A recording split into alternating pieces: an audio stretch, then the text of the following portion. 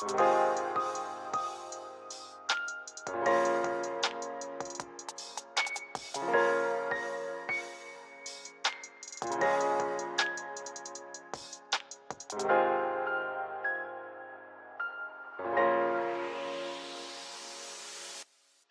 everybody, welcome back to the stream. Good to see you all. How you doing? So we're going to be continuing on with translations today. I did end up making a bunch of changes to the translation system. Namely, I can support plurals now. I don't know where that is. Oh, it's not in here. So I can show you what the plurals, plural forms look like, but yeah, I mean, I think, so the thing about the translation that I'm working on is I think all of the big things are done. Like I think all of the hardest thing by far to translate was the ability descriptions. And there was a couple of, reasons for that, but we can get into all of that in just a second here. Before I do, I want to remind everyone that Alchemortis is available for wishlisting. It's a dark fantasy roguelite auto battler where you can create your own builds and synergies using the Alchemy system. So if that sounds interesting, definitely check it out. You can also support the game on Patreon. If you subscribe at this top tier for at least 1 month, I'm going to send you an Alchemortis Steam key before or when the game launches. Probably before, so that you can have it in your Steam library the moment the game actually launches. But and in any case, I'm going to send you an Alchemortis Steam key, so you don't have to buy it on Steam, and your name will be listed in the in-game Alchemortis credits.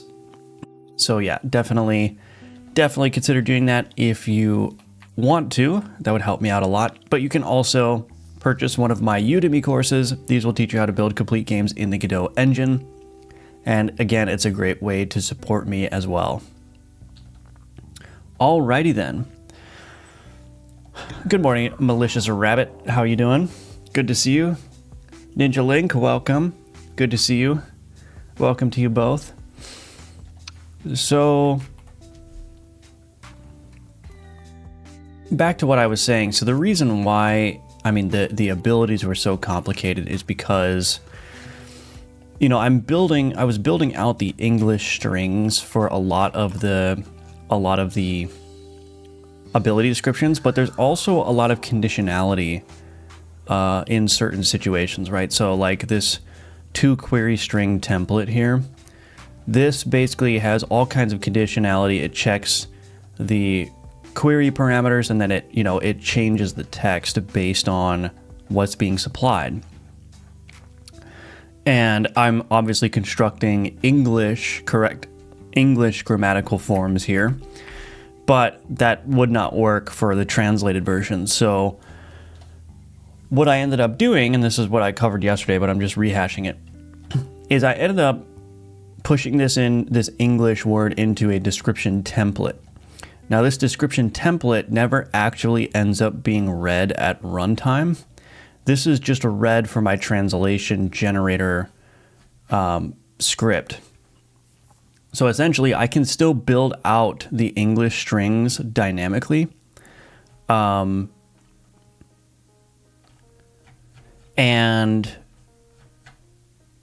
so I can still build out the English strings dynamically, and then I can output that whole string to the template files, to the translation file here. And then when I hand this off to a translator, they will just have the raw text that they can translate. So I don't need to worry about like generating grammatically correct statements at runtime. So I can continue to build English strings dynamically. It's just that those have to be processed with a script to output them to the translation so that translators can actually translate it. And so I have a lot of cases in here, for example, where I've got now multiple plurals. Oh, this is not right. Right, so like strange man confuse. So this is the plural form. So we've got message ID plural, card strange man confuse. And then this says confuse, and then this would be a number that we insert. One random enemy item that deals damage. So if this was 1, for example, it would be deals damage. or confuse two random enemy items that deal damage, right? So these two words are being flipped here, right? But this is outputting the full string to the translation file so that when the translator comes into it, they could just modify the plural forms right here or add more plural forms as well. The way that these files work is that you can actually specify how many plural forms there are, and then the conditions under which the plural will be used. And yeah, it's kind of interesting. So anyway, that's all the work that I've been doing. That was definitely the hardest part, was getting all of the abilities to work and get output to this file here. And then everything else should be relatively straightforward because it's all like static UI text and whatnot. So that's what we're going to be working on today. We're just going to be going through the scenes and replacing the text as necessary with like translated versions. And yeah, we're gonna get to it. But first, I'm gonna run this translation partial generator here because I updated the description.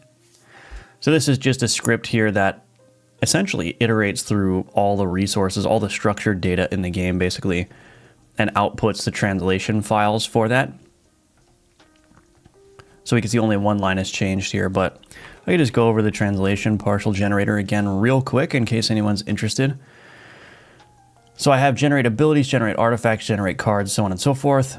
For the abilities, I'm literally just iterating over all the cards, instantiating the card, and then iterating over all the abilities, and then using those properties that I was talking about. So if we look at the ability builder here, you know, we've got the description template, we've got the template singular. So if this is going to support a plural form, this will be a non-null value. And then my script detects when this is present and then outputs the plural form. But then we have the description translation key. That's the key that ultimately ends up being like here, like card flavor text scarab. That's the translation key.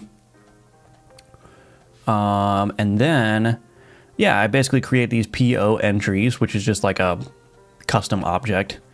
And then I've got the plural text, the normal text, and then the plural ID. And so if those plural forms are available, that just gets shoved into that PO entry. And then it's really that simple. I mean, I just concatenate those strings together and then write them out to a partial file. The partial files aren't super necessary. They're just a way for me to break this up a little bit more. So I've got individual files for example, the abilities, artifacts. I've got the base, which this is just like the static things that don't really change. So these are the things that aren't going to change run to run. So I would actually go in and manually update this file here. So I would go and manually update this file here. And then I also have this little custom comment here that indicates that a partial should be inserted here.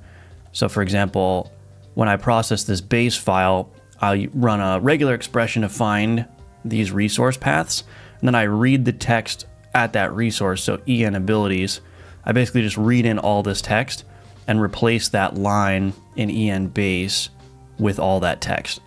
And then all of that gets concatenated together into big old string and then output to this English translation file. And then, yeah, then what I could do is I could just hand this entire file over to a translator, and then they can use whatever tooling they want to use to replace all of the strings and change the language, the metadata at the top here. For now, yesterday, a lot of you were here for this, but I passed the English.po file through an AI to have an AI translate it. And I should say again that AI translations are not going to be in the game. I'm just using the AI translations as placeholders to see what an actual language, an actual different non-English language looks like, which is going to be very useful for testing. But yeah, so it looks all the same, right? It's the same exact file.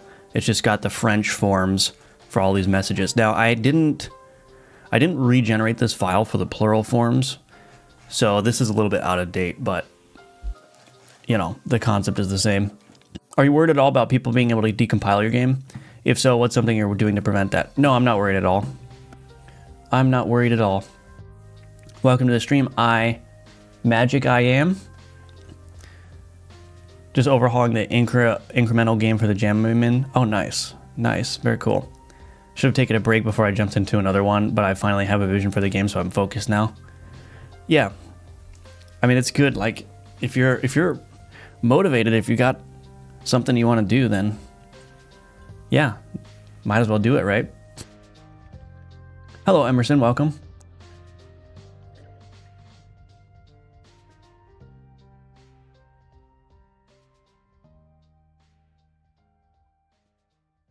Okay. Alrighty, so we have to figure out, translations are spooky. Hello, Laughing Disaster Podcast. I mean, it can be hard, you know. But I think at the end of the day, it's pretty straightforward. Now,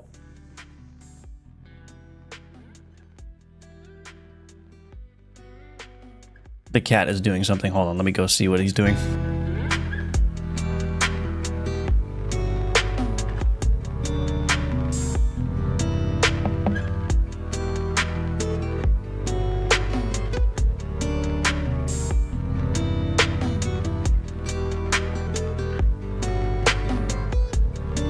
Oh, goodness, it's always something. Anyway.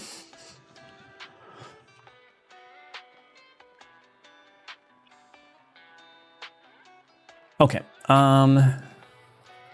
So there's one thing that I want to try here. I don't know how this actually works, but let's do UI main menu. So we're going to do message ID, UI main menu. So there's one thing that I'm not sure about, which is that I don't know how Godot actually translates the things that are in scenes. So I've got the main menu here. And also I'm not entirely sure that I like how this works, but let's do this. So yeah, I think it's just UI main menu start. And if I run the game, does that actually work?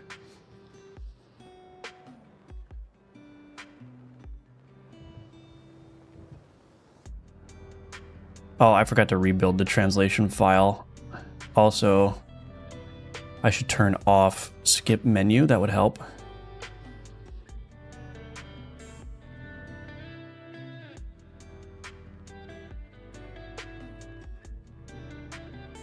Okay.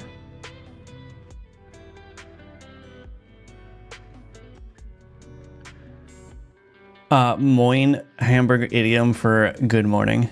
Welcome, Movius. Good morning to you as well. So we've got the UI main menu start now in our EN translation file. So does this just work? Oh, it does just work. Okay. All right, well, I guess I'm just going to have to use these keys everywhere then. Well, we'll just step through the UI. Now, the annoying thing here is that I need to keep this centered, but the key text takes up way more space. So what I may need to do is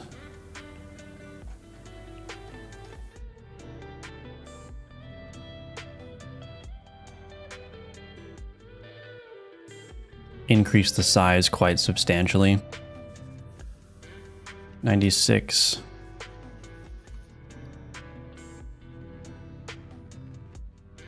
That didn't work. I'll just like kind of eyeball it. Okay, so we eyeball that. UI main menu start. That's almost not long enough either. All right, well, that's fine.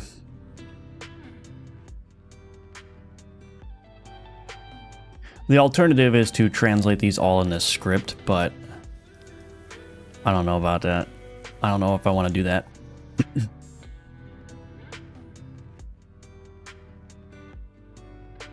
So let's just make these 164. I'm just going to make these absurdly long and then recenter them. The mouse should be ignored on this, so doesn't really matter. So we got quit. This will become UI main menu quit. Keep. And then we go to our en base.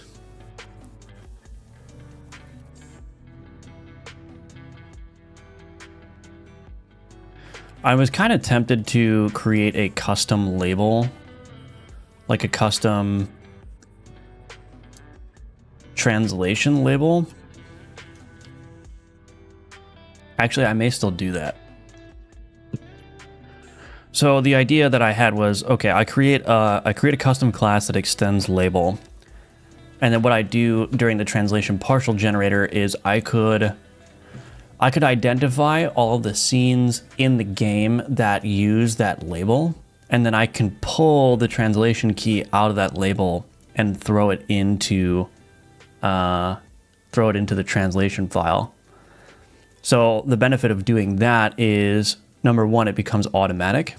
But number two is that instead of having these keys here, which can kind of throw off, like it just doesn't look that good. Like I would rather see start and quit.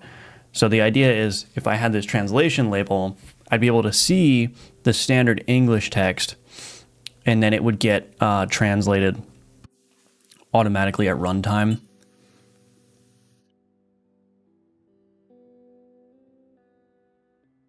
But I would have to make that decision to do that now if I wanted to do something like that.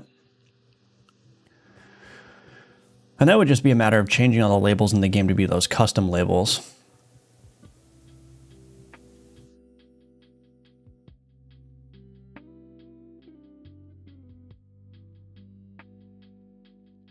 Now the problem is I wouldn't get the Godot auto translation. So the way that Godot translation works is that it will automatically try to translate the label text for you, which is why if I just put the key here, it works. But if I had a custom label, I would probably need to call the translation server under the hood. So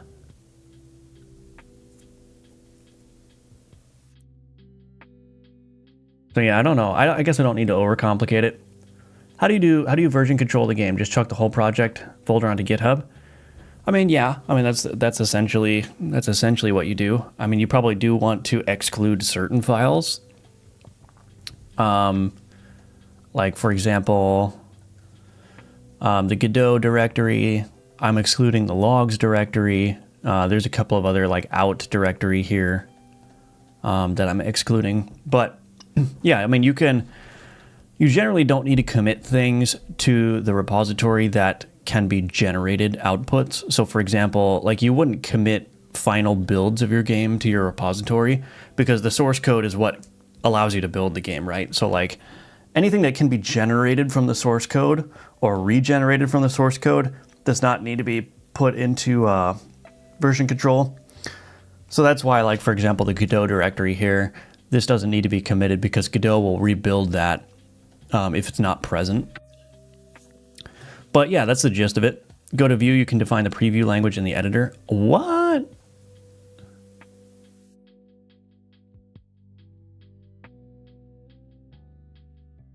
View? I don't see a view button.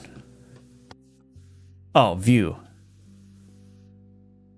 Preview translation, English. Oh my gosh. Oh my gosh. Is that gonna stay per scene? Oh, it does. Oh, very nice. All right then, that'll work. Thank you, Emerson. I didn't know that. Man, this is why I love Godot. I've been using Godot for so many years, and there are just still new things to learn about it. I've never in my life have I ever changed anything in this view menu. Interesting. Hello, Omad City. Welcome. Good to see you. Clickertail, welcome back. Are there any upcoming features of Godot that you're excited about or anything you wish they would add? There is one major feature coming in Godot 4.7 that I literally wanted or asked for 7 years ago. And that is maximum sizes of control nodes. So you can define a minimum size of control nodes, but you can't define a maximum size of control nodes until 4.7. 4.7 also is introducing a way of offsetting the visuals of your control nodes without changing their position in the flow of containers, which is also going to make things like animating drawers and whatnot easier. Because right now I had to create like a custom wrapper container for animating drawers and whatnot. We don't need to go into why that's so difficult, but two major changes around control nodes are coming in the next version. And yeah, like I said, I asked for one of those features 7 years ago, and it's here now.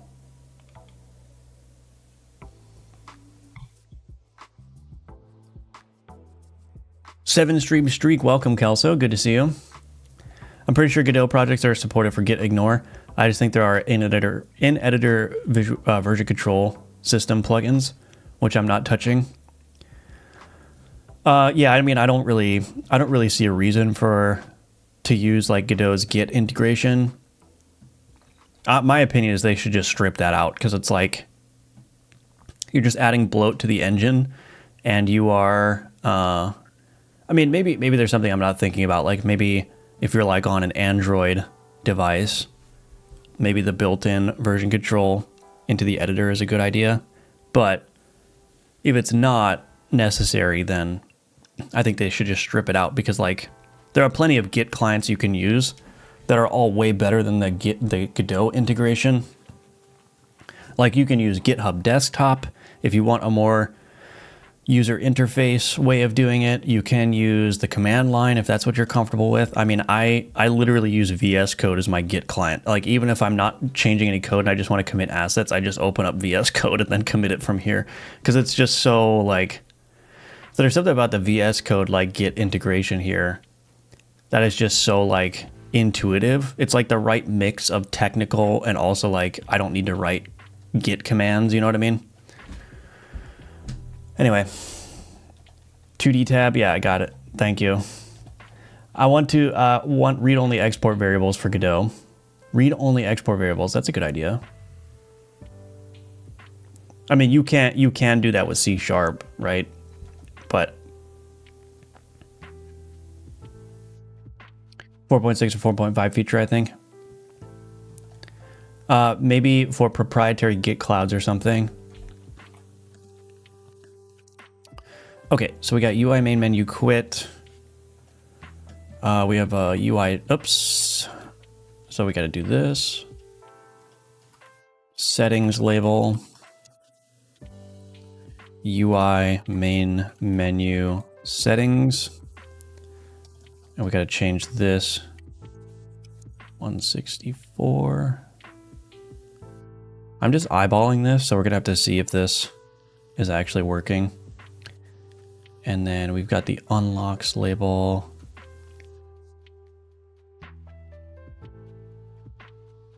UI main menu unlocks.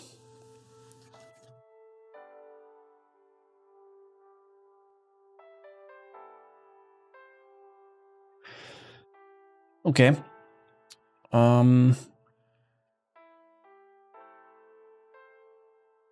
In the Discord label here.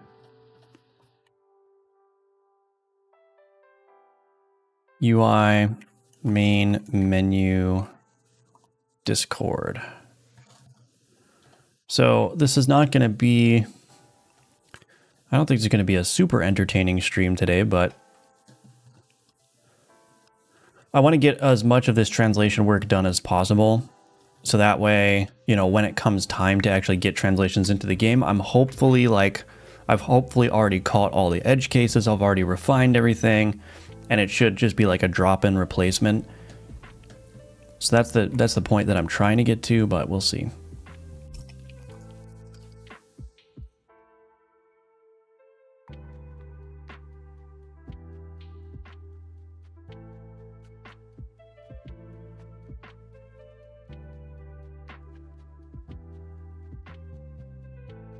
UI main menu, what's the one I'm missing? Unlocks.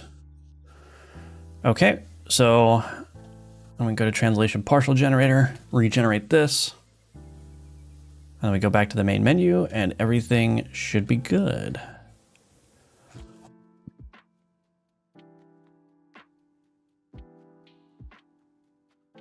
All right, and then I can just make sure that all these are relatively centered. Like I'll just move this one over a little bit. I may also move these up just a tad. Settings seems centered to me. Unlocks is fine.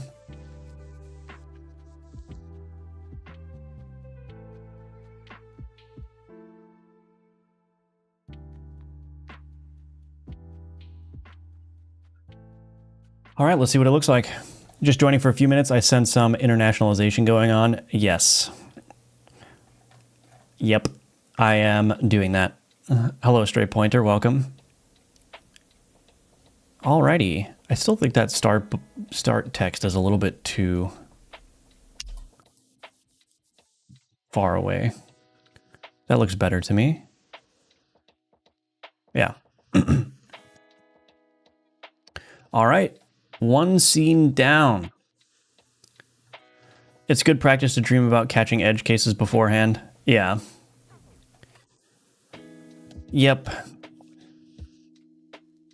I've already caught a bunch of edge cases though, just doing this work, so it's good. It's all right. All right, so en base, and then we got en.po. Okay. Update main menu translations.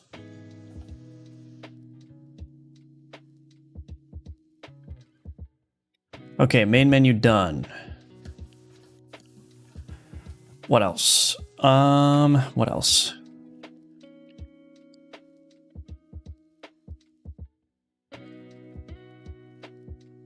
I guess we'll just move on to the character select. We'll just kind of like go down the happy path here.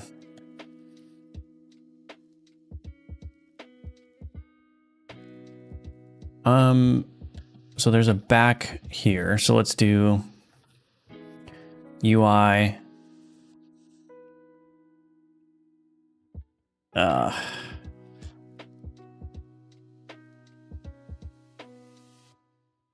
UI character select back.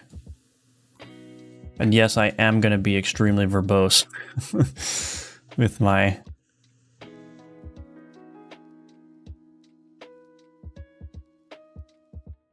my keys here.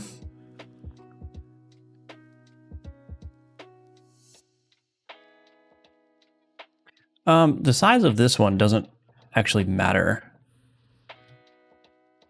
I don't think. Where the heck is the size? Yeah, I don't think the size of this one matters. UI, character, select, start. Okay, and we'll go ahead and add those in. UI, character, select. UI, character, select, back.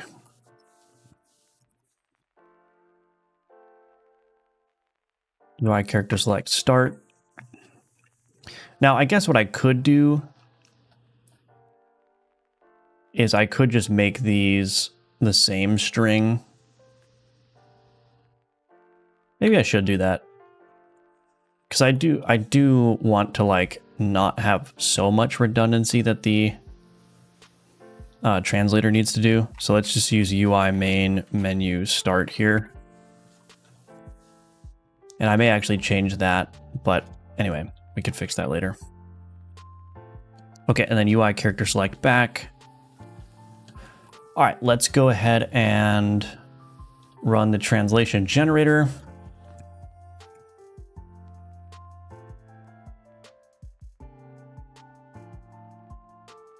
Okay. So that says start now. Or, I mean, that says back now. Start was already correct. This one says back now. Good. All right. So we do have to look at these. Well, I have to look at the, what is it?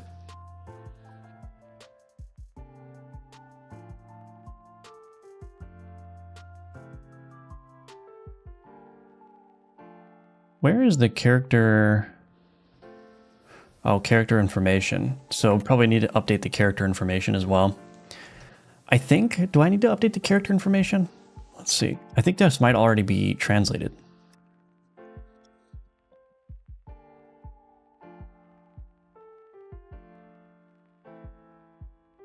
Yeah, that might already be translated, actually.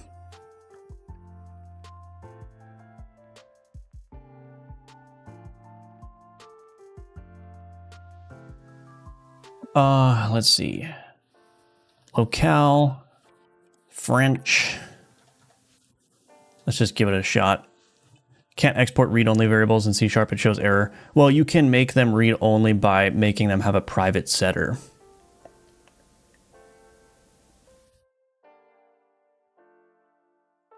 So I'm doing that in several places. So like here, see, like starting blood here, it's publicly accessible, but it's private set. So, and this still works, like this, the export value will still be assigned to it, but I can't change this value from outside of this class now, right? So this is like, I know it's not technically read-only, but this is like a read-only-esque thing that you could do to at least protect from external classes modifying it. Sorry if I missed the open of the show. Is the partial generator your own homebrew? It is, yes. It is my own homebrew. Basically just like an algorithmic way of going through all of my data. Os fragiles! Not even gonna try to read that. Look at that. We got French. Os fragiles. What's up, my dude?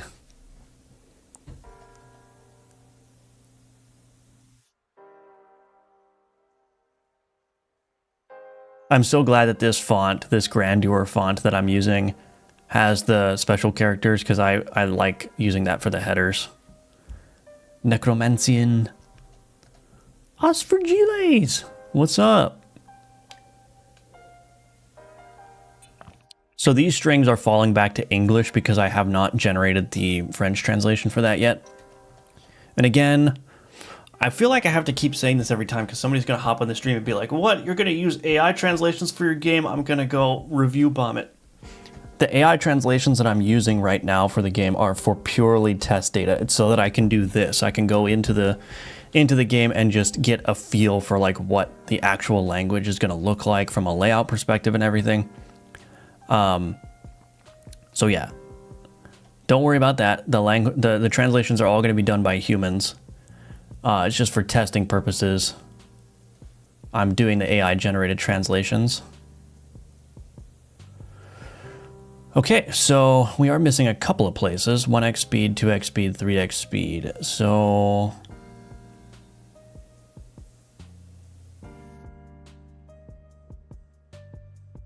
but it's looking good, it's looking pretty good so far. Finally loose use for my Duolingo French, yeah. Hello, Snupbill. Welcome back to the stream, good to see you. Plan on using human translators as well. The context and nuance is totally lost on Clankers. They are getting better at it. I mean, if I was, you know, like there is a path forward, which is like use the AI translations for the initial translation and then like source, then open the translations up to the community so people can fix the issues. I think that's like kind of like the best of both worlds because you can get like 80 or 90% of the way to a proper translation with the AI, and then the native speakers who are like in the community, in the Firebelly community, let's say, can go in and fix the places where they got it wrong or where the translation doesn't quite work. I think that would be kind of like the best of both worlds. But I don't think probably not gonna do that approach, but all that stuff is to be determined still. Hello, V, welcome. Good to see you. Alrighty. Augmentation DV Maximal. Does this font support Cyrillic languages? Yes. I don't know about grandeur, so I'm gonna have to test that. And there's some layout issues here that I need to figure out what to do with, but the font that I'm using, this, I posted it in Discord. This is like the salmon font. This has support for 140 languages, which, you know, I'm pretty sure like the Cyrillic languages are included in that, because why wouldn't they be? And we can actually test it too. So there's this website that I found on the internet. It's called Wakamai Fondue or something like that. I have no idea how to pronounce it, but you can actually just drop a font in here and you can see all the glyphs, which is nice because then you don't have to download a tool to do that. So if I go to my Alchemortis and I go to my resources, fonts, and I bring in that salmon serif narrow regular, 270 characters, 270 glyphs. So let's see. Do we have Cyrillic in here? Oh, there's no Cyrillic. So I guess I was wrong.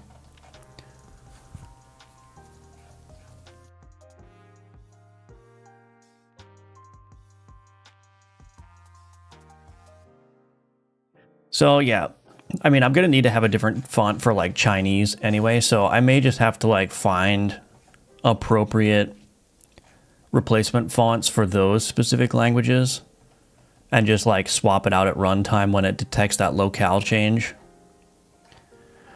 But this will support all the Latin languages at least. We got the German S set. I don't even know what that one is. But we got our umlauts.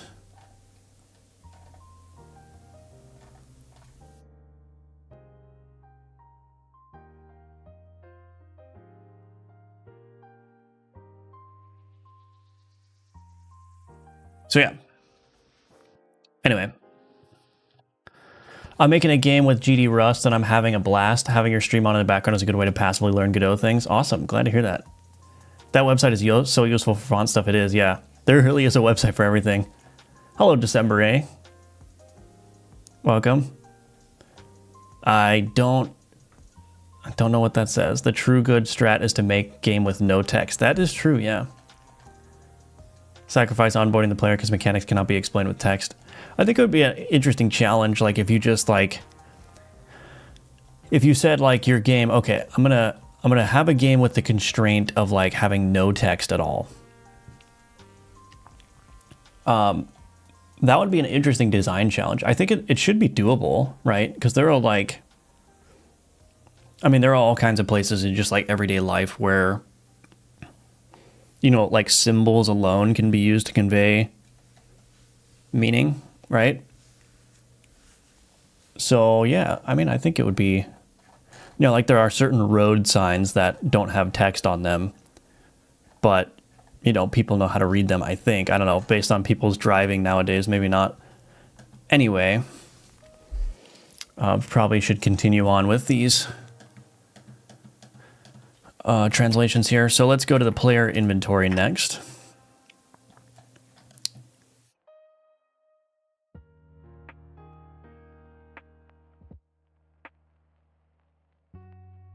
Okay, so we got the drawer toggle button.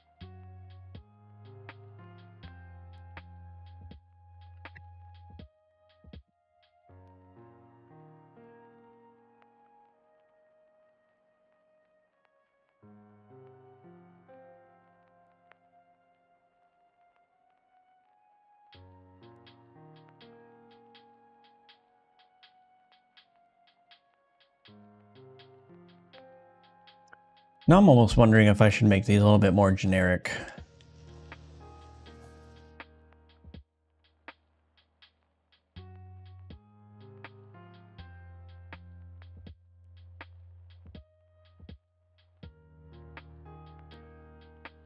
Maybe I will.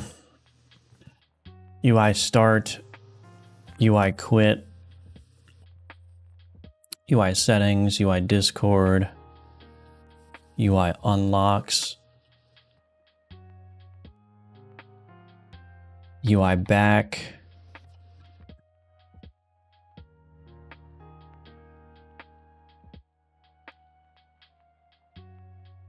I'm just gonna maybe do general. UI inventory.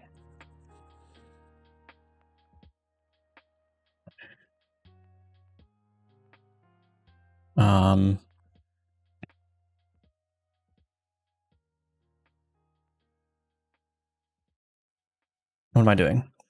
Message GID UI combat log. Okay, maybe I'll just do that and then I'll go back to my main menu. Just fix all those up, I guess. So let's rebuild. Ah, I'm getting lost.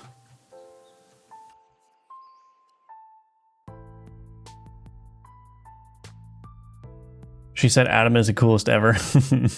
Hello, Asymmetrics, welcome back.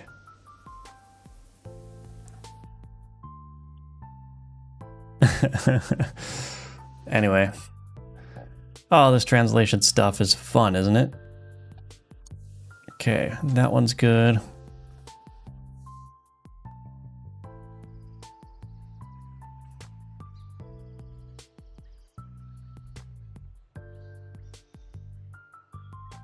Okay, we're good there.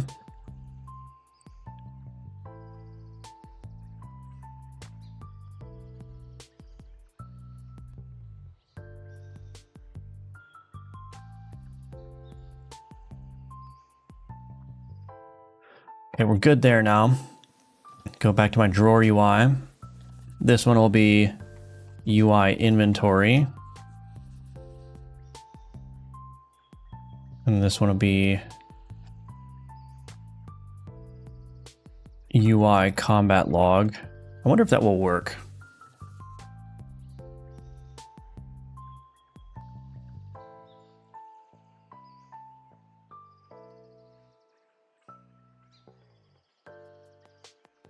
Hopefully it will work. Let's see. Yeah, okay. Good.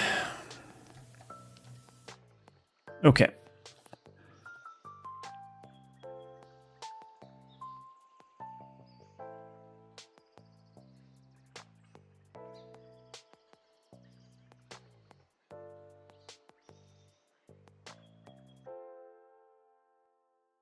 We're getting there one step at a time.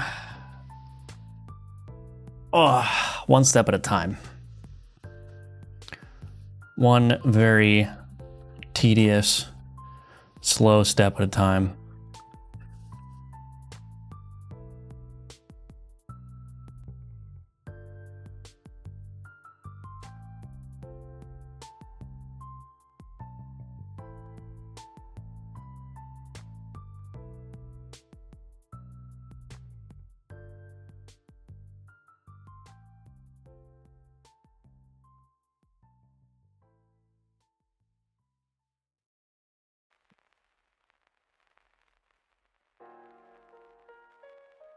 Okay.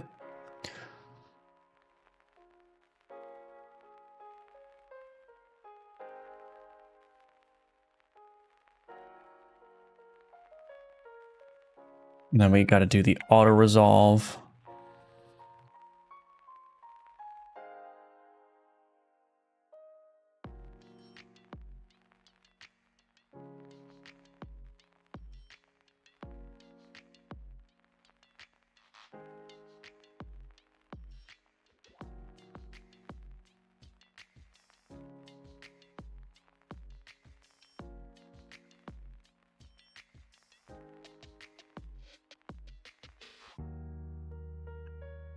Okay, and now if we rebuild those should come back into play.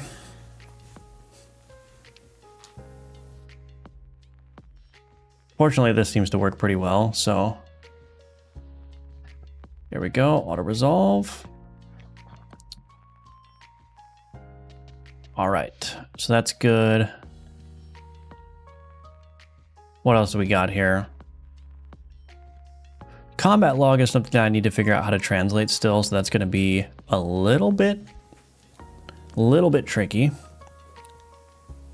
But I think the next obvious place to do this is the pause menu. Now this one is going to be somewhat tricksy.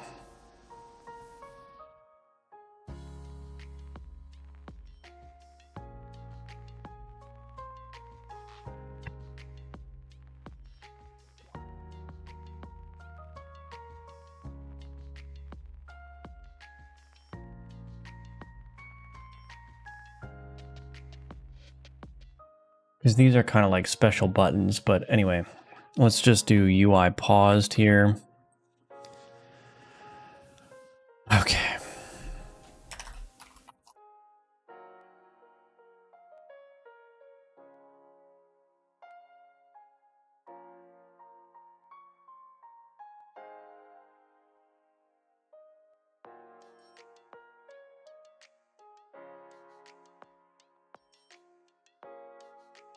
That one's already good, so that's good.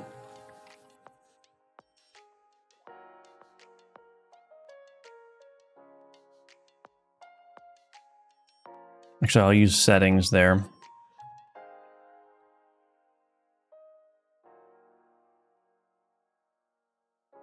So we need to resume, abandon run, and quit to menu.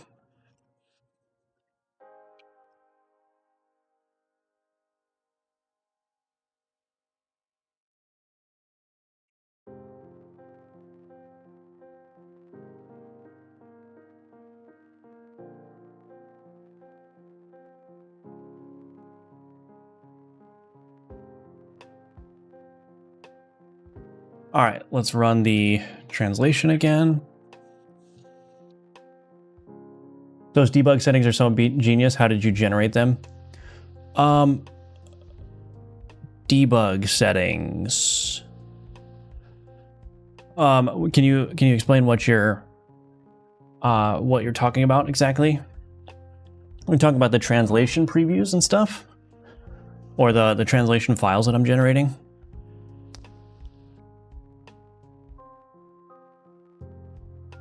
Doing translations now, the big leagues are calling, yeah. I'm going through the multiplayer Godot course. I didn't know you had a C# and a GDScript version. I've used more GDScript than anything now, so it's cool to learn multiplayer API in that. Awesome. Yeah, I'm glad you're enjoying the courses. I'll do Turkish for 50% gross revenue, thanks. Oh goodness. Oh goodness. So we need to do all this. Need to do all this as well. I need to redo the whole settings menu there, but okay, let's figure out where this one is.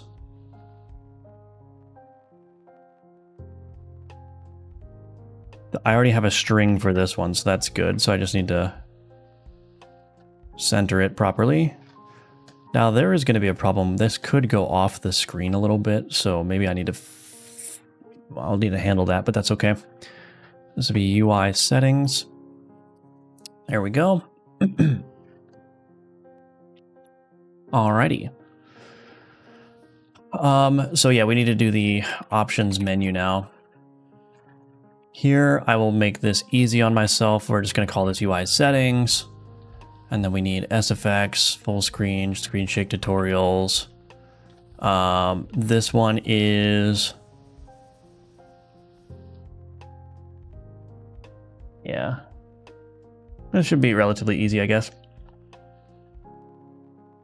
Oh, the segments and project settings, skip menu, gotcha. Yeah, I mean, it's just as simple as you can create your own project settings with this little menu up here. So I could do, for example, let's just say stream /test /subcategory /hello world. And we'll make this a type of string. Then I click add, and that will add that to the project settings. So you could go to stream test, subcategory hello world. Hello, it's me. Right?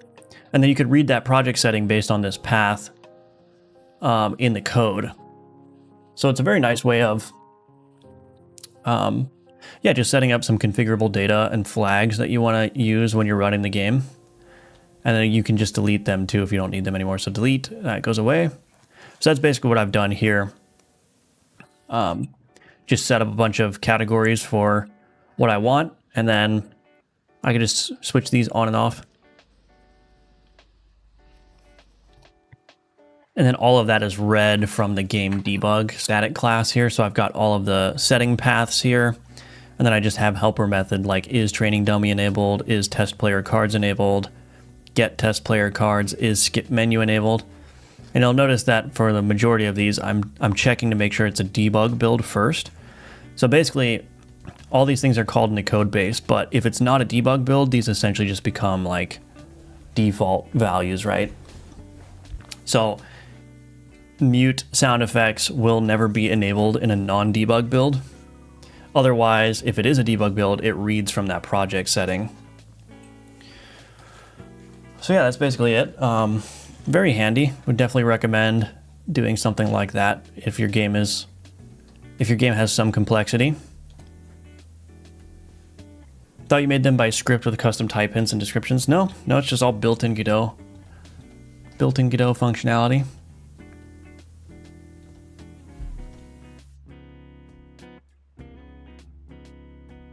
Okay, so we gotta do the settings menu now. We're almost there. I'm not gonna try to do like absolutely everything like I said, but I just want to get a huge chunk of it done. The combat log is still something that I need to handle. So I may split that out as a separate thing to do.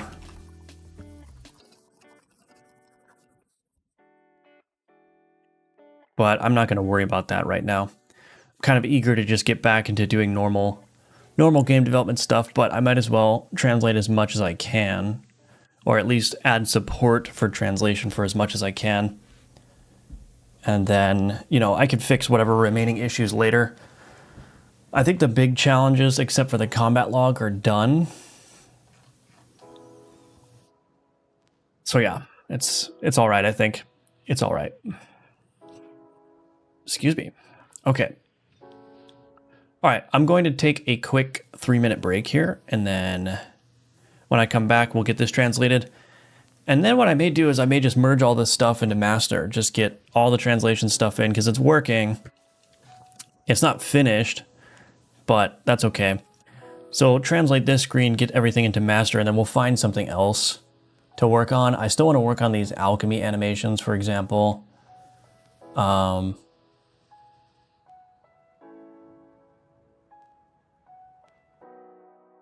I don't think I need to do this one anymore. We'll delete that.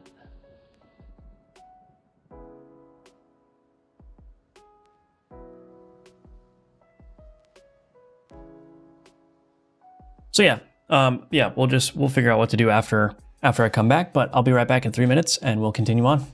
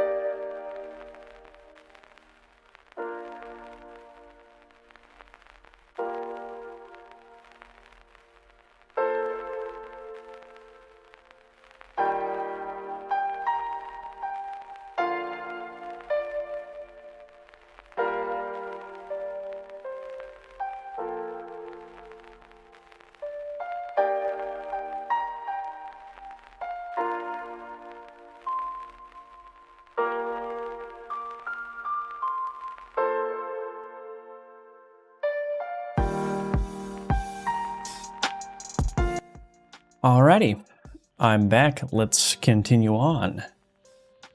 Alrighty.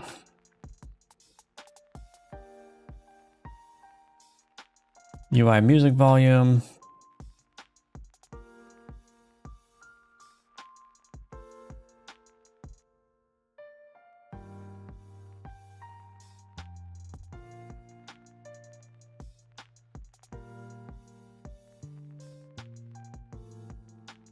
Oh, I got to translate all of the tutorial text as well.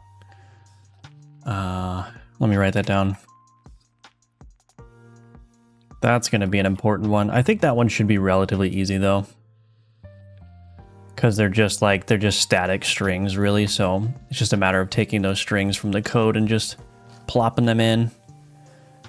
Okay, and then this needs to be UI on, UI on, UI on, UI cancel, UI save. All right, rather than flip back and forth, I'm just going to take a screenshot of this, put it on the other monitor so I know all the properties that I need to add. And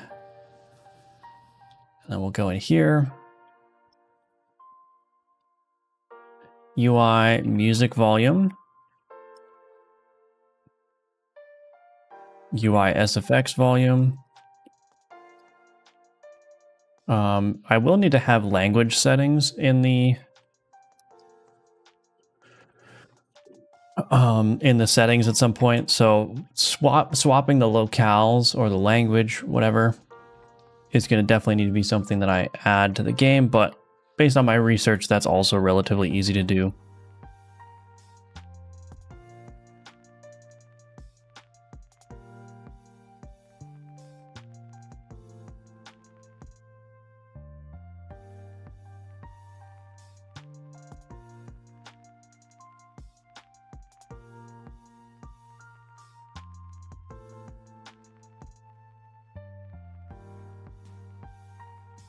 Might as well just make these lowercase. Doesn't matter.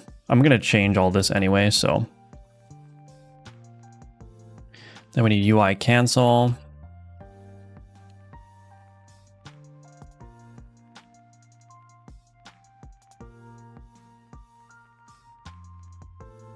Okay, so I've got all that stuff. Let me go to my custom button here. No. Pause menu. No. Pause menu.cs. And then wherever I'm setting this to off. Huh? Oh, that's the wrong thing. Options menu. There we go. This needs to be UI off. And this needs to be UI on. Ah. Whatever. There we go. All right, and we build the translations.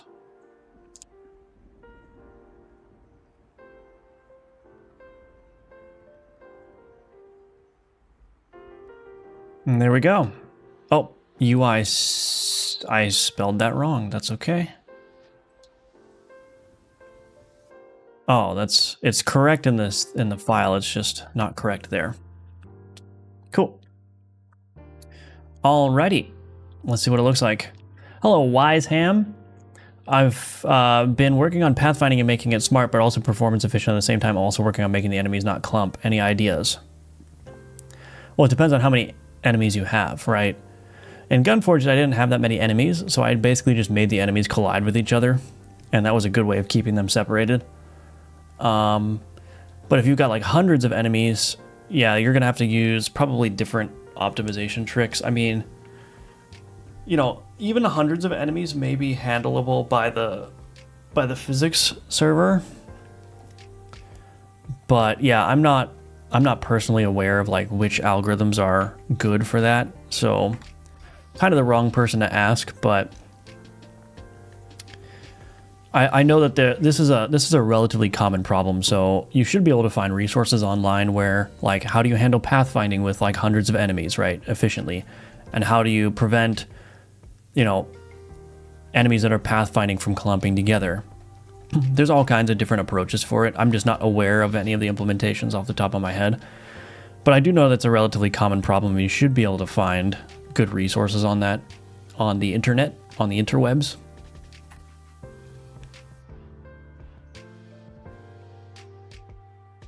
Sweet.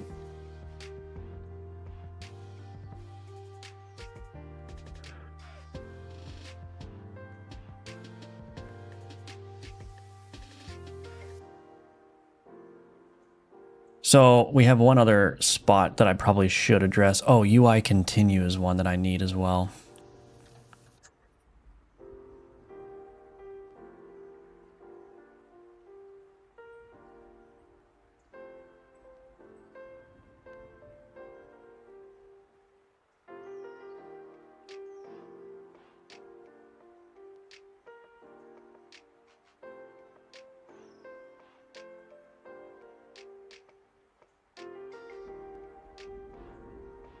That should work.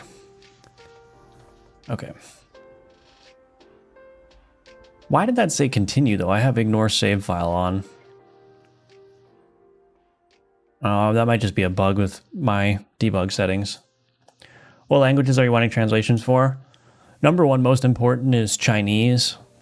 But you know, all the major European languages, German. Actually, I think the order probably is not Europe next. The order is probably China, then Brazilian Portuguese, right? So English, Chinese, Brazilian Portuguese, and then the European languages. So French, German, Spanish. I wonder if I need to do like a probably different for like South American Spanish versus Spain Spanish too.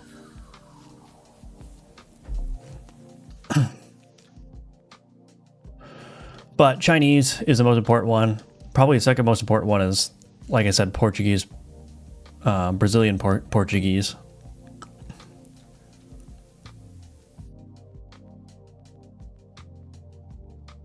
As a native Spanish speaker, that would be much appreciated. Yeah, I mean, it all depends on the cost and how I'm going to do it, which is still to be determined. So yeah, I think, the good news about the translation system is like, I'm not, like the only limitation really now that I have in terms of what languages I support is just like the fonts, right? But I'm already going to have support in place for like changing the game font, for example, for Chinese. So, if there's a language like Russian or whatever that is, not supported by my font, I could just create mappings of like, if you're on this locale, use this font and use these project settings, right? Because I may also need to change the pixel rendering of the game, like the viewport stretch mode. So if I use like just a standard Chinese font that's not a pixel font, that would need to render crisply. So I would need to disable the viewport stretch mode as well. So yeah, I think, it's definitely doable, and I have to do it anyway, so extending support for that should be relatively easy. Are you taking any volunteers? Not at the moment, but thank you, Koenig. I appreciate it. I can help with Brazilian. That'd be fun. Yeah, I appreciate all you guys offering. Like I said, I haven't decided how I'm going to do it yet, but you'll be the first to know if I need help with the translations for sure. Any idea to not make your translation gen script a tool one with a button? Any idea to not make your translation gen script a tool one with a button besides running an app to do that? I'm not sure exactly what you're asking.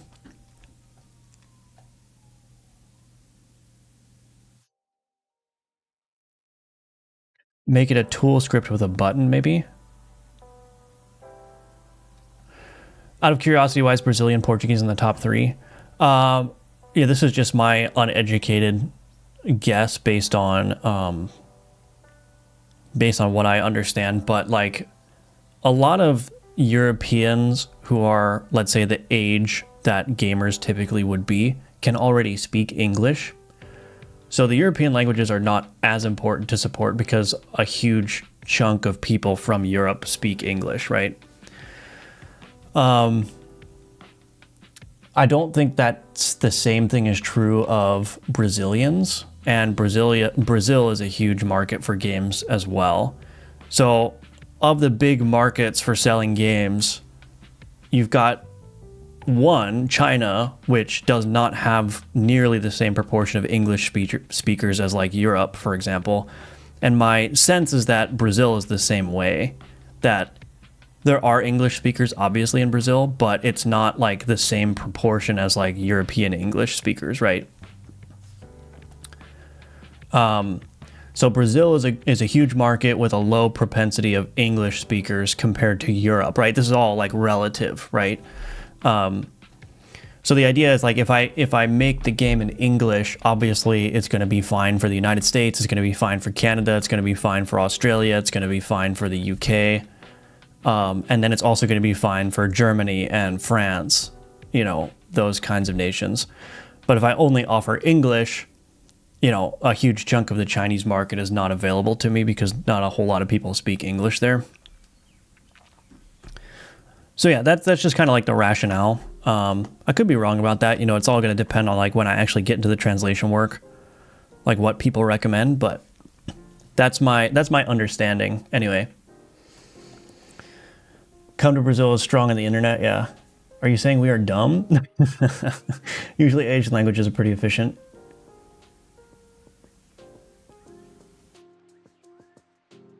Yeah. If your translation generation script scene was a tool editor script with a button to press to run it versus running the app to generate it. IDK, if I said that right. Oh yeah, I mean, that's the reason why it's just like a scene in my game that I run is because there's a ton of stuff that needs to be loaded in. Like it's actually instantiating all of the cards. And it's instantiating all the artifacts and stuff, and it's like reading the information from those. And getting that to be supported in a tool script would require reworking large chunks of the code. So it's easier just to like spin up an instance of the game and just read all the data from that than it is to like try to make it a fancy tool script, you know?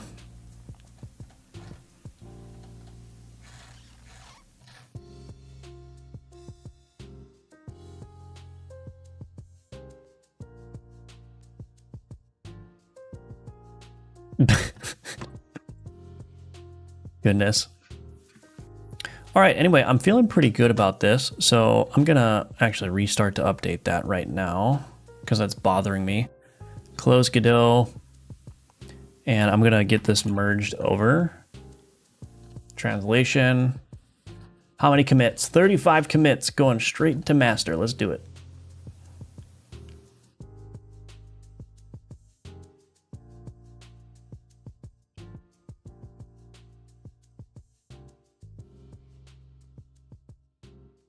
Go to master here, pull all that stuff down. Alrighty.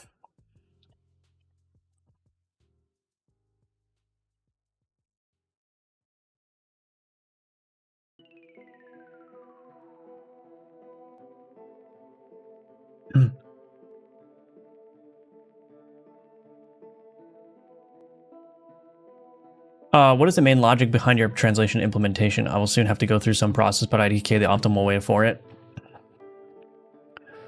So the main thing that I was trying to avoid when I was doing the translation is having to manually update the translation files.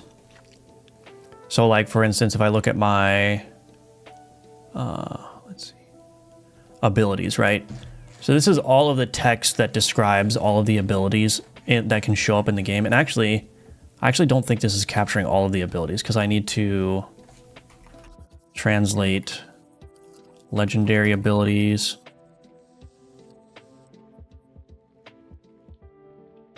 Translate negative abilities. That should be easy to extend, but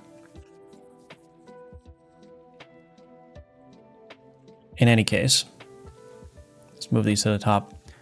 What I didn't want to be is in a situation where every time I want to add a string to the game, I have to come to the translation file and manually add a key and manually add the description. And then anytime I need to change an ability's description text, I need to come in here, scroll through these hundreds of lines or do a Control F, find the entry and then edit it. I didn't want to do that, right? I wanted my code to be the source of truth for all the translation strings. And so everything is being generated like algorithmically.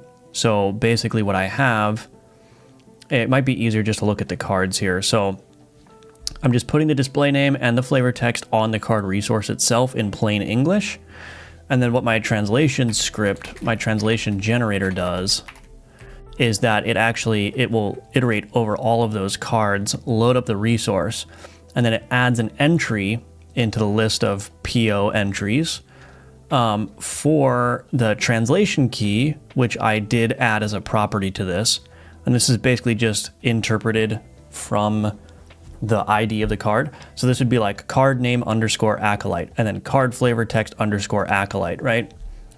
And so what I do is I just iterate over all those card resources and I just get the base display name. So that's the English display name, and the base flavor text, that's the English flavor text. Then I concatenate all those entries together and write them to this file.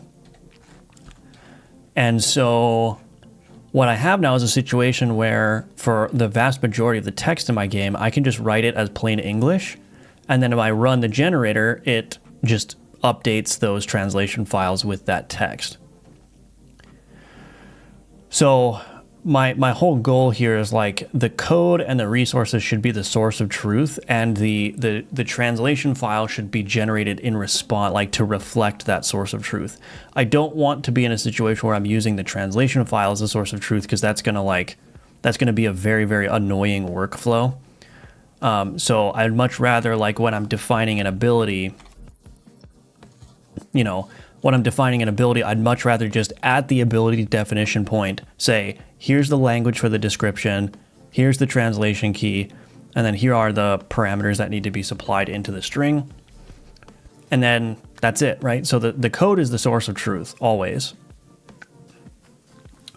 And then that generator just updates itself based on that source of truth. So yeah, I think it's just a little bit easier from a workflow perspective there. And then obviously, I still have this EN base. This is for the things like what you saw me working on. Like this is for the things that are just like static UI text. It's fine because it's not going to change. I'm not going to come in and put a balance patch out for the game that changes the save text. You know what I mean? So this stuff is okay to add manually because it's just, it's not going to change very often at all. So once I've set this, it's basically never going to change. The ability explanations, these may change as well, but again, those are going to change so infrequently that it's okay to just write that in this file. But it's really the stuff like the flavor text, the card names, so on and so forth, and the ability text that, I want to define in the code or in the custom resource, and then have that pulled into the file. Everything I've heard from watching people like Chris Kowski tells you to focus on Chinese, Japanese, Korean, then Portuguese, then the other common languages like German, Russian. Gotcha. How do you split two windows for Git changes? It just shows, like, you just click on the file here. If I save this, just click, and there you go. You got your diffs.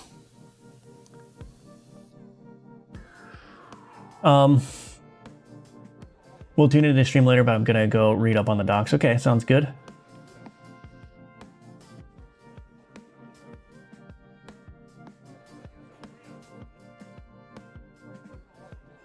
I don't think games like Alchemy are tailored to a certain region. Yeah, I don't know. I have to, like I said, I have to think about it some more. I'll be getting some advice from people who are much more in the know about these things.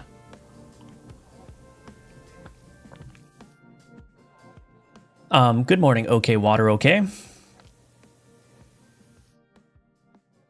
There are way more potential buyers in the Asian regions and Brazil over anywhere else. Yeah, I think that's right. Hello, David Martinez, Leon Rune, welcome, good to see you. Tony Chapa, welcome back.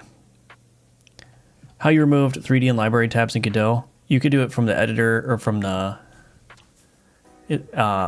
manage editor features here. Editor, manage editor features, and you can turn things off in here. All right, let's see. What can we do now? I'm kind of done with translations for now. Pluralizations are handled.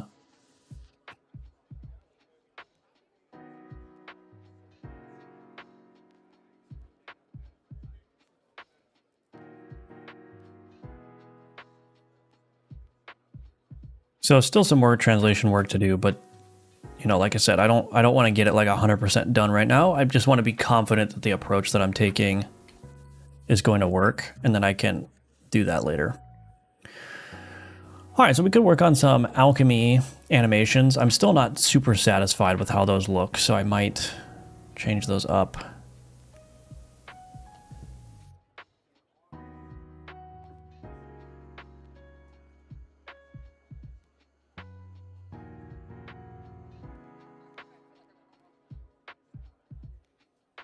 You're the best. Thank you. You're welcome. You are welcome.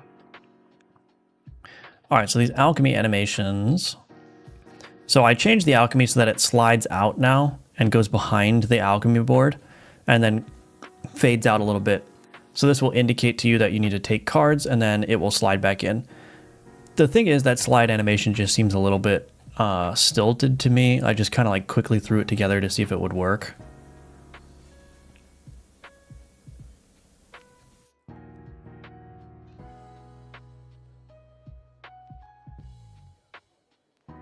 So let's go ahead and edit those a little bit. Alrighty. Ugh, fudge. What is this? Uh-oh.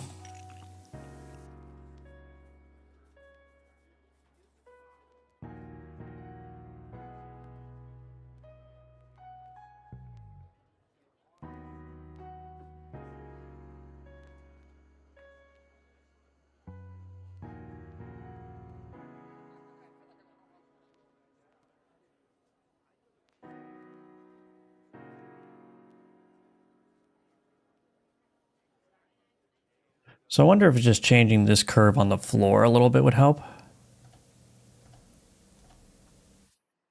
Or even, let's see, changing these ones.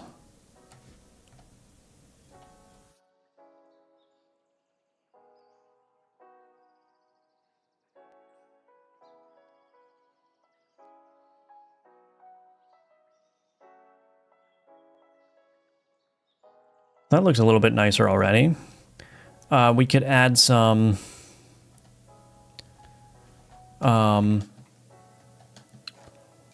rotation maybe into it.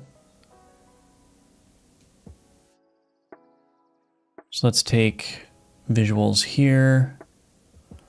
I think we should be able to rotate it. Let's see. Can I reorder these? I thought there was a way to reorder these, but maybe I'm wrong. I guess not. All right.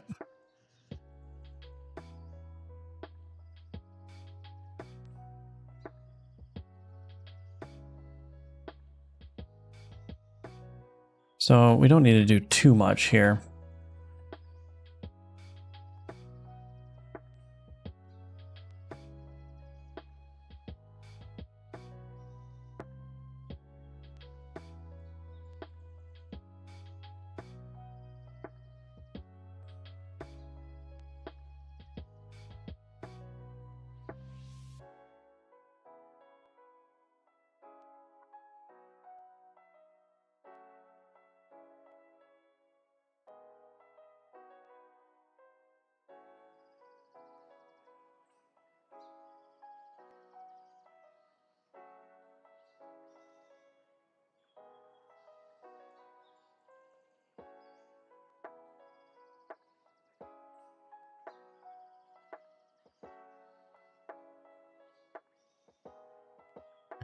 Probably actually be fine to exaggerate this a little bit because it is going to be crunched down and it is going to be moving pretty fast.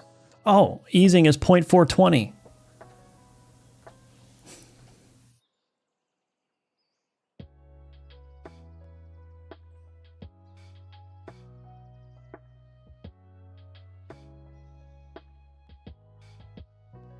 And then I think, yeah, probably want to animate that spoon as well. Spoon root. Yeah, let's animate the spoon. So the obvious thing to do is to take this spoon position.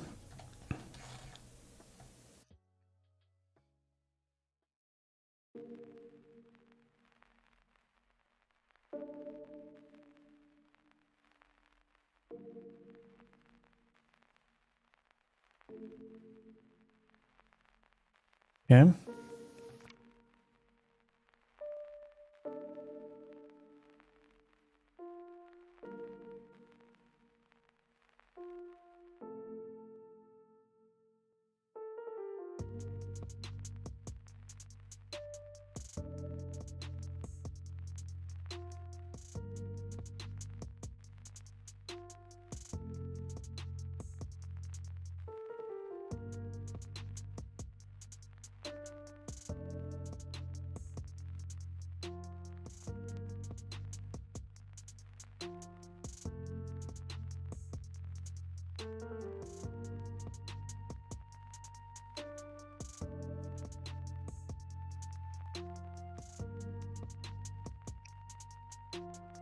Yeah, that sounds good to me. Sounds good, looks good, whatever.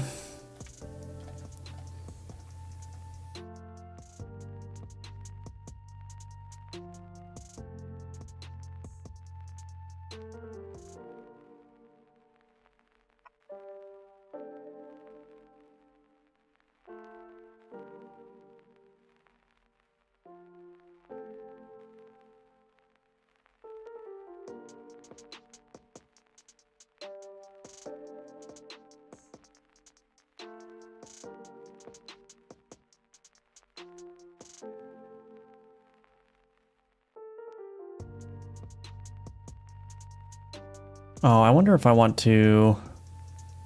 Do I want to do cubic for these? Let's see. Yeah, maybe.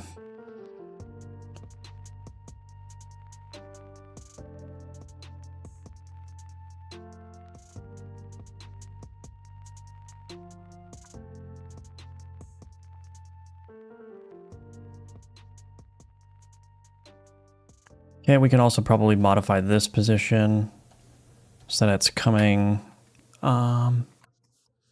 maybe this way.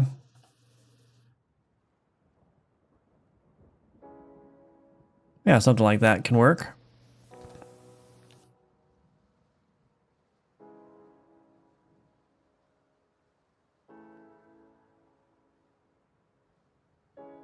And then the slide out.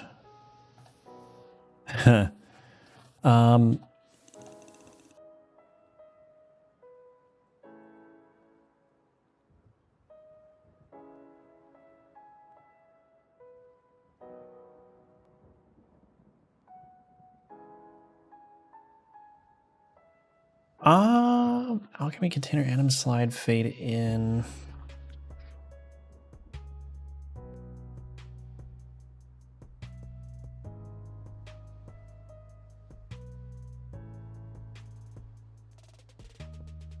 I actually don't know why I need two animations for this, because it's essentially the same animation with just some minor differences.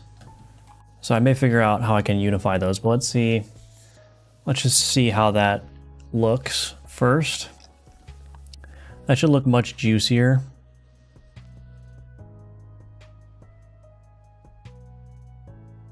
Why didn't that work? Pot animation player.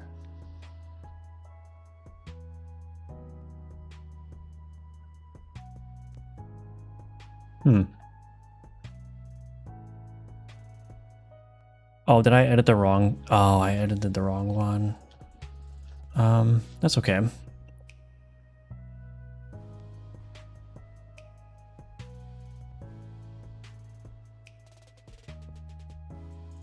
So this one is still going to be rather stilted. Oh.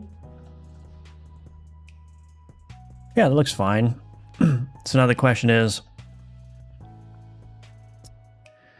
can I unify this so that it's just using this one animation? I can't play it backwards because it looks weird.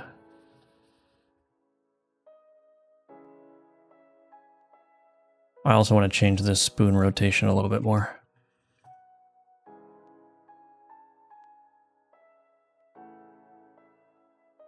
Hello, the Mad Dog Project. It's going well. How are you doing?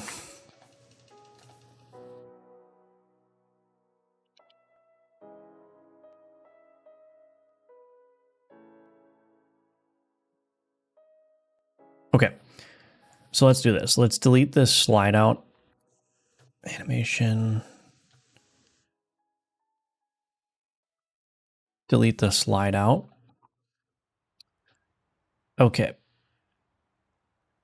Anim slide fade in. So let's look at that.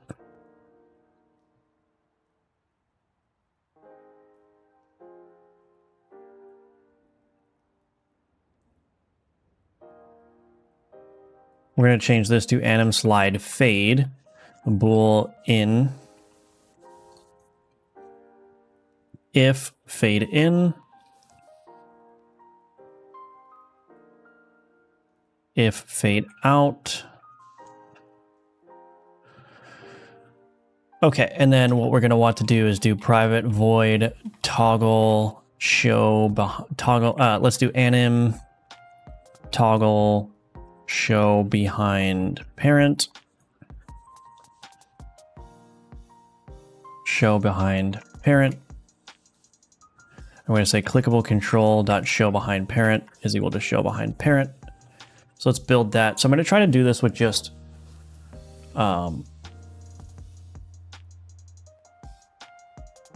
two animations. I'll duplicate the slide in animation. So this Alchemy container, this is going to go away. We're going to add a new key, anim slide fade. This is going to be fade in. And this is going to be on. And then show behind parent. Oh, we need the floor root and the floor shadow root. Let's grab those.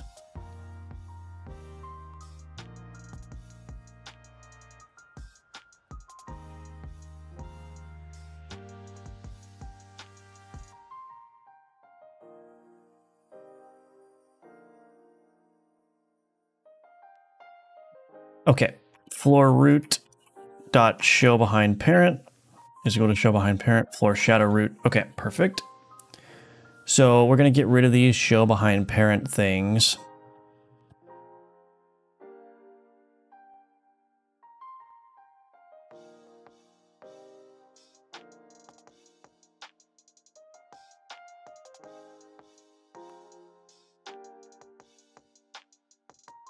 So show behind parent needs to be on when it starts. So we're going to add a new call method track here. Inserted key, anim toggle show behind parent. This needs to be true. And then it needs to be false here if I'm not mistaken. Okay.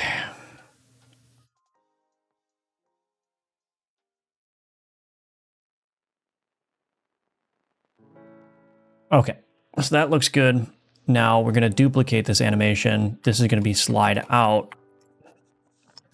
And all I should need to do now is just change these things.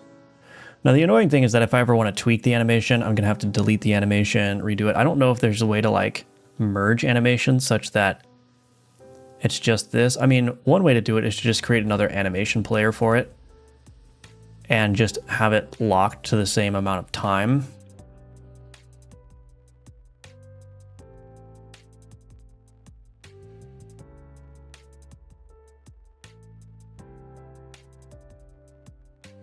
Wonder if I should do that.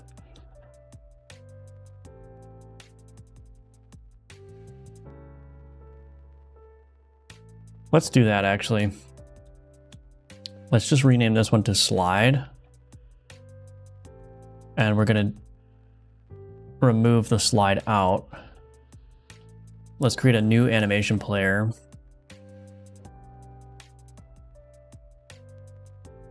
This is going to be pot function animation player, new slide in, call method track. I believe we're at 0.8, right? And then at 0.4, yeah. So this will actually be a little bit easier to maintain, I think. I'll just play these at the same time and it'll be fine. We need 2 call method tracks. Insert key. Anim toggle show behind parent. True. Then at 0.4 here,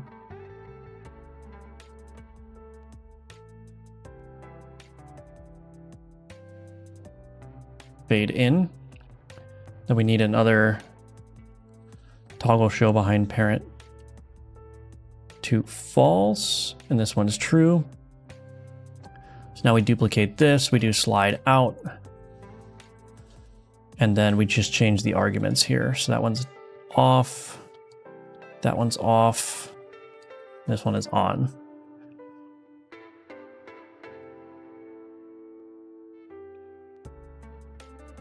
Okay, so we've got anim slide in, so now we do private static read only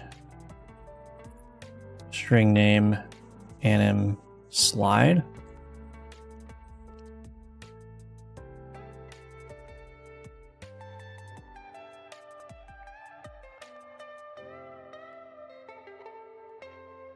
And while I'm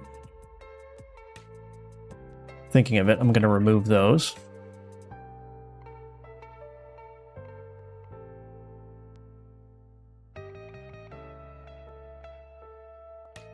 This becomes pod animation.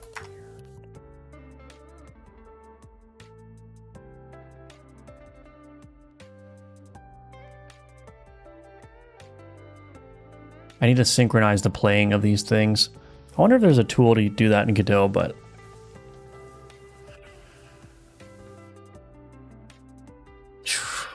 fudge. I'm good. Still working on my portfolio site. Takes way too long and too much effort getting stuff from games. Yeah. It's time for Game Dev once again. Hello, Jackie Daytona. Welcome back.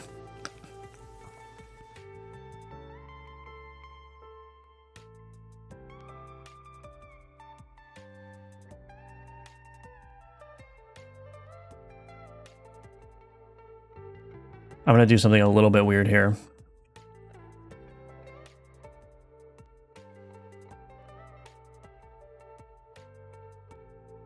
Honestly, that's fine. So I'm going to do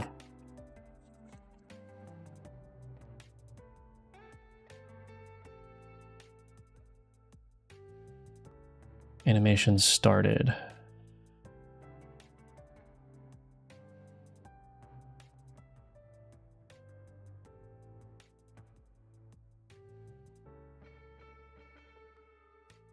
Anim name, string name.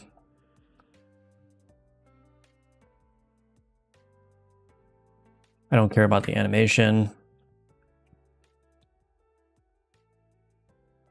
Okay. This becomes anim slide.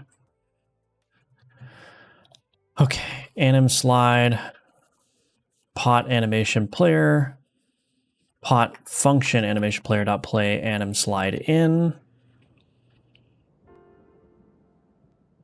All right, it's a little bit wonky, but now because it's the same animation, I just have to animate the slide if I want to change it. These functions need to go away. And then we can go to reset. Okay, we're good. All right, let's see. Interesting to see someone coding by hand. It's like watching someone churn butter or sew their own clothes. Well, yeah. I do use the Claude or the coding assistants on a somewhat... Why is that wrong now? On a somewhat regular basis.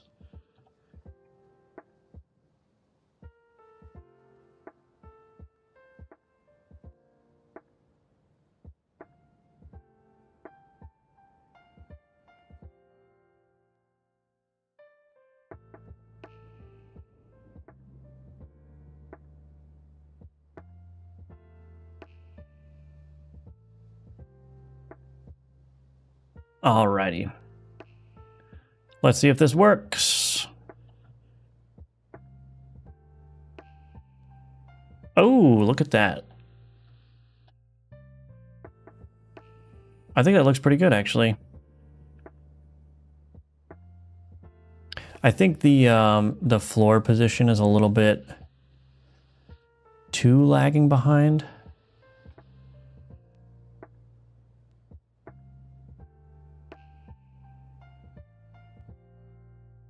I don't want it to be so obvious. Just a little bit of lag behind.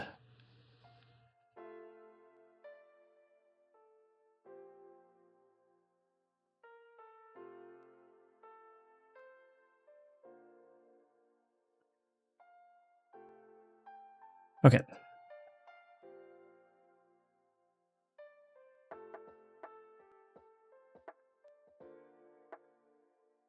Hell yeah. Look at that. I mean, heck yeah. All right. So that works.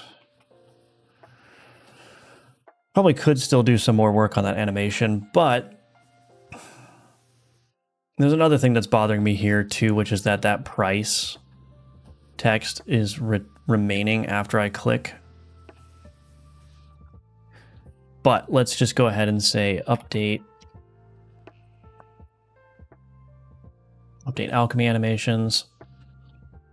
All right. So where is that cost label? Price container.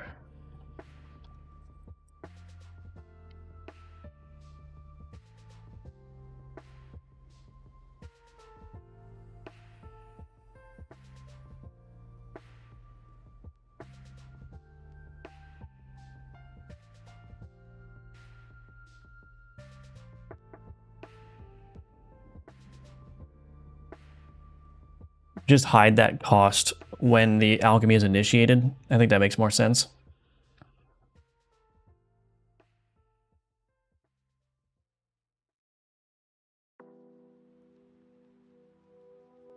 Oh, that's a corrupted one.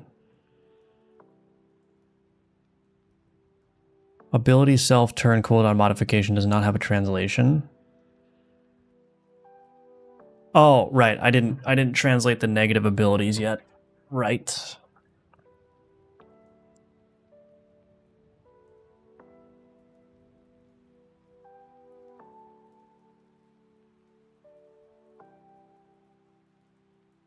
That is also wrong. Reduces remaining cooldown adjacent. So let's do incense. Oops. So I may have clobbered or destroyed some things.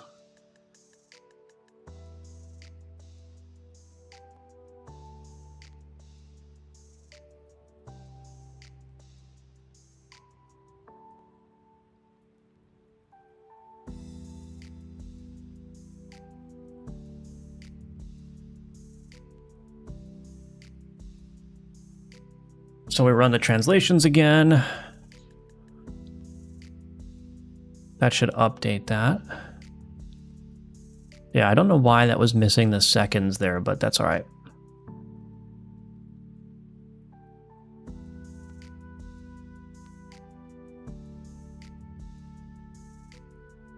.6 seconds, good.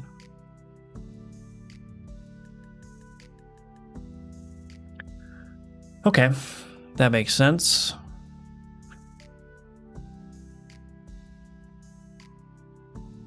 So I'm sure there's going to be multiple of those issues throughout the code base, but I'll just fix them as they come up and just try to polish everything up as I come across it.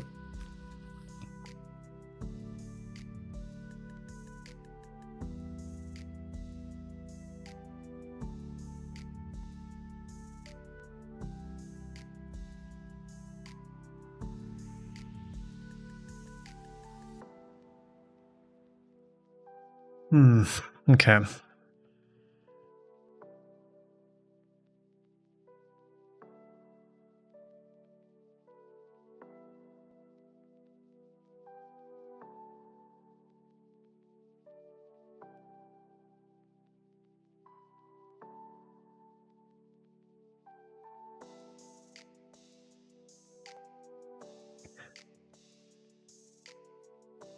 I think there may be another problem with the translation system that I need to think about, but we don't need to worry about that right now. Oh, floor ground needs to fade with pot. Wait for legendary corrupted animation before rotating pot. Okay.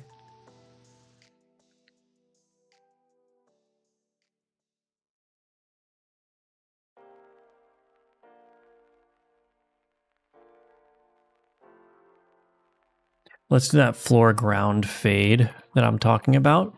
Alchemy container.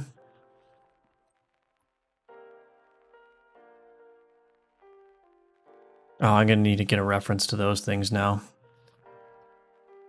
Floor. Oh, that's fine.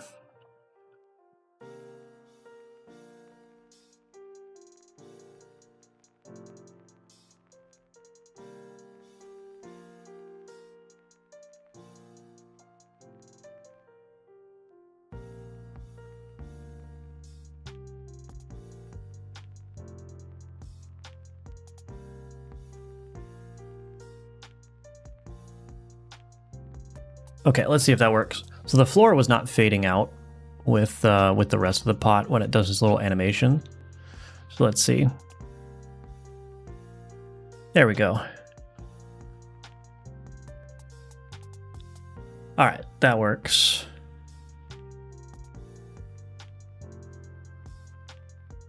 JK, by the way, it's very humorous to me. What is very humorous?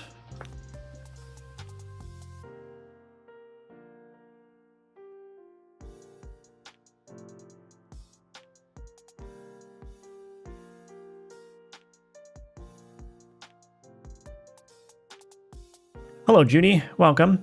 Good to see you.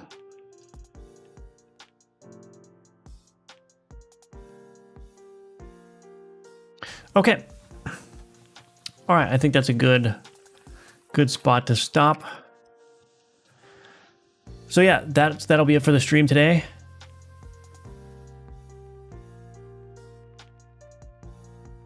Look up who I'm replying to. Oh, gotcha. I see. Anyway, that's going to be it for the stream today.